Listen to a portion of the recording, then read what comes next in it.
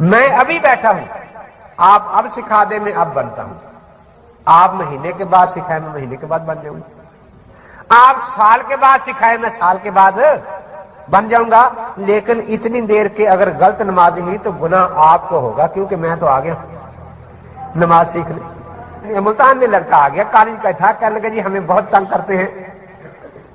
میں نے کہا ایک دن ہی اس سے بات کر لو کہ بھی آپ کا کیا مقصد ہے، یہی ہے نا کہ میں اہل حدیث ہو جاؤں یا کچھ اور مقصد ہے؟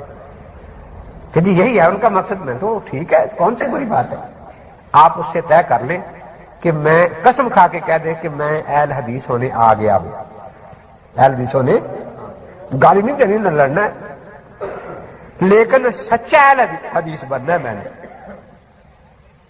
جس دن تکبیر تحریمہ سے لے کر سلام تک پوری نماز سکھا دو گے اسی دن میں اہل حدیث بن جاؤں گا۔ میں ابھی بیٹھا ہوں، آپ اب سکھا دیں میں اب بنتا ہوں، آپ مہینے کے بعد سکھائیں میں مہینے کے بعد بن جاؤں گا، آپ سال کے بعد سکھائیں میں سال کے بعد بن جاؤں گا، لیکن اتنی دیر کے اگر غلط نمازی ہوئی تو گناہ آپ کو ہوگا، کیونکہ میں تو آ گیا نماز سیکھنے۔ اور مولانا نے تو ان سے پوچھا تھا نا کہ امام اونچی کہتا ہے تکبیر تحریمہ اور مقدی آہستہ، اس کو میں نے بتایا کہ پہلے یہ کہنا کہ اکثر نمازیں تو میں اکیلا پڑھتا ہوں، اکیلا تکبیر تحریمہ آہستہ کہے یا اونچی کہے، ذرا اس کی حدیث سنا دو۔ مقدی امام کو تو اس نے اتنے سنائی جا کبر فکبروا، یہاں تو اتنا بھی نہیں سنا سکتا نا، وہ کچھ تو اس نے سنایا نا وہاں، اگرچہ اگلے مسئلے کی حدیثوں سے نہیں آئی۔ 4 دن بعد وہ لڑکا میرے پاس آیا، کہنے لگا مولوی صاحب پہلے وہ میرے پیچھے پیچھے پھرتے تھے، اب میں ان کے پیچھے پیچھے پھرتا ہوں۔ میں کہتا ہوں بھائی جس دن تم مجھے پوری نماز حدیث سے سکھا دو گے میں اہل حدیث ہو جاؤں گا، مجھ سے حنفیہ بیان لکھوا لو، اسٹامپ پر لکھوا لو، جیسا چاہتے ہو۔ اور پہلے یہی بات میں پوچھتا ہوں کہ بھائی اکیلا آدمی جب نماز پڑھتا ہے آخر پہلے سنتے پڑھنی بعد میں فرض پڑھنے نا جا کے، تو تکبیر تحریمہ میں اونچی کہا کروں یا آہستہ کہا کروں؟ کہتا ہوں مجھ سے لڑ پڑتے، تو میں فون کرتا ہوں ان کے مدرسوں میں کہ یہ اس کی حدیث کس کتاب میں ہے ذرا مجھے بتا دیں، وہ فون پر گالیاں دینا شروع کر دیتے۔ تو اب میں ان کے پیچھے پیچھے پھرتا ہوں کہ اللہ کے لیے مجھے اہل حدیث بنا لو، خدا کے واسطے مجھے اہل حدیث، لیکن اب وہ کہتے ہیں کہ ہم تجھے اہل حدیث نہیں بناتے، پتہ نہیں کہ بات کیا ہوگی، گالی میں نے نہیں دی، نماز سیکھنی ہے، اور ان سے صرف بات اتنی کہی ہے کہ بھئی اللہ تعالیٰ نے پوری نماز پوچھنی ہے، پوری۔ پھر ایک دن 2 لڑکے آ گئے کہ جی وہ بیٹھے ہیں 3-4 مولوی صاحبان اور بخاری شریف اور قرآن پاک لے کے بیٹھے کہ بس اس سے فیصلہ ہو جائے گا آج، تو آپ چلیں یا کسی کو بھیجیں۔ میں نے کہا کسی کو جانے کی ضرورت نہیں، نماز آپ نے سیکھنی ہے، جب آپ کو سکھا دیں گے پھر ہم چلے جائیں گے، کوئی بات نہیں۔ کہ جی وہ کہتے ہیں پوری نماز نہیں سکھانی، پوری نہیں سکھانی کہتا ہے، تو میں نے کہا پھر باقی پوری کہاں سے سیکھو گے؟ چلو میں نے کہا یہ 4 باتیں جو اختلافی ہیں ان کی، 4 مسئلوں کا تو دین ہے بیچاروں کا، چلو یہی آج سیکھاؤ بعد میں پوری صحیح، لیکن اسی ترتیب سے جس ترتیب سے نماز میں ہے، پہلا اختلاف سینے پر ہاتھ باندھنے کا ہے نا، اسے کہہ دو بخاری سے دکھا دیں 1000 روپے ہم انعام دے دیں گے، پوری سیاستہ سے دکھا دیں۔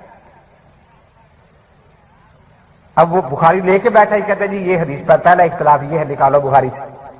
اب بخاری میں کہاں جی آپ تو کہتے تھے ایک قرآن اور بخاری سے سب کچھ فیصلہ ہو جائے گا، تو پہلے ہی مسئلے کا فیصلہ نہیں ہوا کہ جی دوسرا مسئلہ جو ہے وہ قرآن کا ہے، 113 سورتیں آپ امام کے پیچھے نہیں پڑھتے اور 1 سورت پڑھتے ہیں، تو پہلے بڑا مسئلہ حل ہونا چاہیے نا۔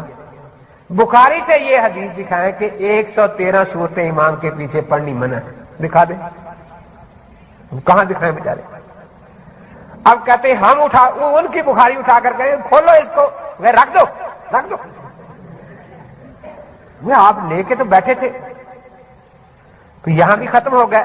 ہم نے کہا کہ تیسری بات جو ہے وہ آمین کا جھگڑا ہوتا ہے، تو زیادہ رکھتے ہم اکیلے پڑھتے ہیں، تو اکیلا آدمی آمین آہستہ کہے، اس کی حدیث ذرا بخاری شریف سے نکال دیں۔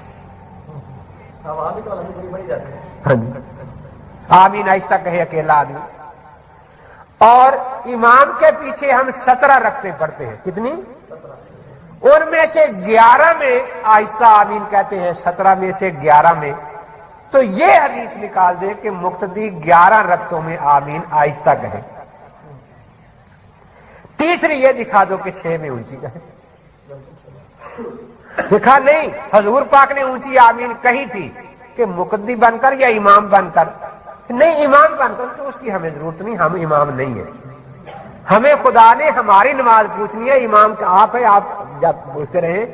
हम तो मुक्तदी हैं, हमें तो मुक्तदियों वाले मसले की जरूरत है और अकेले नमाज पढ़ने का तरीका आना चाहिए। इमाम वाली हदीस की हमें जरूरत नहीं है, वो इमाम जाने। क्योंकि जो नमाज हम अकेले पढ़ेंगे उसका सवाल होगा भी अकेले नमाज सही पढ़ी थी या गलत। और जो मुक्तदी बनकर पढ़ेंगे हमसे पूछा जाएगा। इमाम ना है और ना हमसे इमाम की नमाज के बारे में कुछ पूछा जाएगा। चौथा ये कि गिनती अगर आपको आती है तो आप 4 रकत में 10 जगह रफ़ा दैन करते हैं। कितनी जगह करते हैं? 4 रकत में कितने रुकू होते हैं भला? 4 दूणे जाते भी करते हैं, उठते भी करते हैं ना। और एक पहली रकत का शुरू और फिर तीसरी के शुरू में करते हैं, तो कितनी जगह होगी? 10। और 18 जगह नहीं करते। कितने सजदे होते हैं 4 रकत में? 8 दूणे और दूसरी और चौथी के शुरू में। तो 18 ज्यादा है या 10 ज्यादा है? कहते पहले 18 की नफी की हदीस दिखा दो, फिर बाद में 10 की इस बात की देखेंगे। 18 की नफी, 10 का इस बात और 7 हमेशा का लफ्ज। 3 ही बातें, चौथी नहीं। कितने? 18 की, 10 का और 7 हमेशा का। बस चौथा लफ्ज नहीं देखना, ये 3 देखने।